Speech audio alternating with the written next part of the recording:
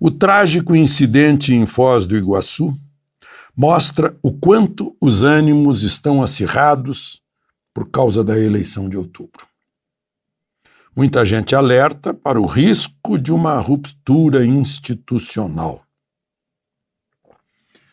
Essa semana, os franceses, principalmente, o mundo todo lembrou a tomada da Bastilha, no 14 de julho. Essa gente deve estar em outro país, porque rupturas institucionais estão ocorrendo na cara de todos nós. Você lê aí, olha, perigo. Gente, já foi, já aconteceu. Você não percebeu? Estava onde? A primeira foi em 31 de agosto de 2016. Você lembra? Quando a presidente foi condenada, mas não respeitaram o parágrafo único do artigo 52 da Constituição, pelo qual presidente condenado fica inabilitado de exercer função pública por 8 anos. E ela foi candidata ao Senado, por Minas Gerais depois. Presidia a sessão de julgamento no Senado o próprio presidente do Supremo, que é o tribunal guardião da Constituição. Gente!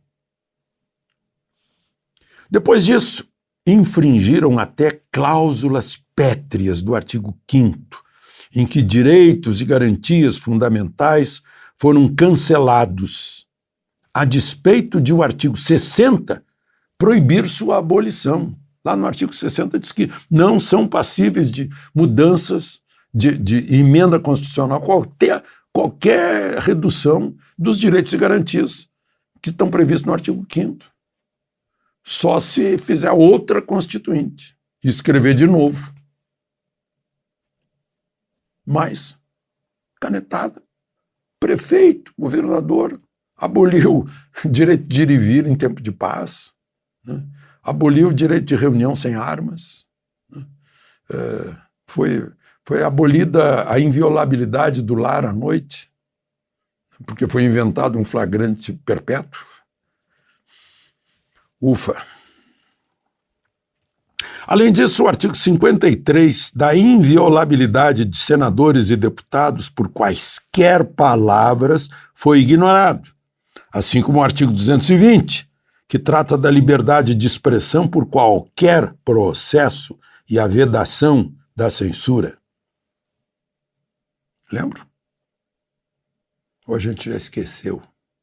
E vamos deixar até um dia que vai chegar na gente. E, culminando, veio o inquérito do fim do mundo, assim chamado pelo dissidente ministro Marco Aurélio Mello. Um inquérito que deixa perplexo quem pensa que é pedra de toque do direito o devido processo legal. Tão insensado, tão repetido nos tribunais. No inquérito, quem se considera vítima ou ofendido é quem investiga, denuncia, julga e pune, seja quem for, mesmo sem ter foro no Supremo. Normal seria que essa gente toda fosse, para a primeira instância, responder sobre difamação, calúnia ou ameaça, seja lá o que for. Injúria. Bom, no inquérito, quem se considera vítima, isso eu já disse. Tudo isso sem falar nas intromissões em outros poderes, como mandar o Senado abrir uma CPI ou proibir o chefe do governo de nomear um subordinado. Esquecemos já. Vamos esquecendo. Vai chegar a nossa vez. Assim, preocupar-se com ruptura futura é passar recibo de alienação da realidade, que já passou. E que já passou, mas continua. Se você não sabe, Dá uma olhada no mundo, na realidade. Qualquer avanço sobre a sua liberdade não tem recuo. É um pouco hoje, outro pouco amanhã, vai tirando a sua liberdade. Liberdade, eu falei de Revolução Francesa, é a primeira, liberté. Depois é que vem fraternité, égalité. Vamos lá. E quem não fica preocupado com isso, age como o personagem do poema de Milton Niemöller, que relata que um dia levaram seu vizinho judeu, né, e ele não se importou porque não era judeu. No outro dia, levaram seu vizinho comunista, ele não se importou porque não é comunista.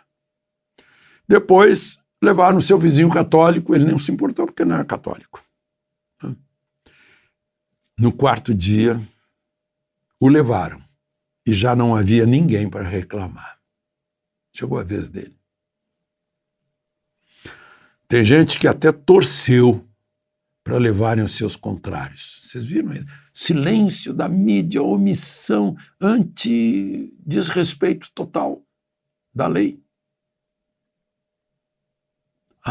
Ele é meu contrário, meu adversário. Ele é judeu, ele é comunista, ele é católico.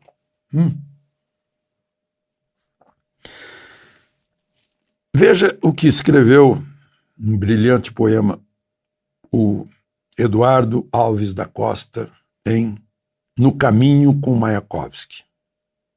Eu vou dar uma resumida aqui. Primeiro, roubam nossa flor e nada dizemos. Depois pisam no nosso jardim e matam nosso cão e não dizemos nada. Depois, o mais frágil deles entra em nossa casa, rouba-nos a luz e, conhecendo o nosso medo, arranca-nos a voz da garganta e já não podemos dizer nada.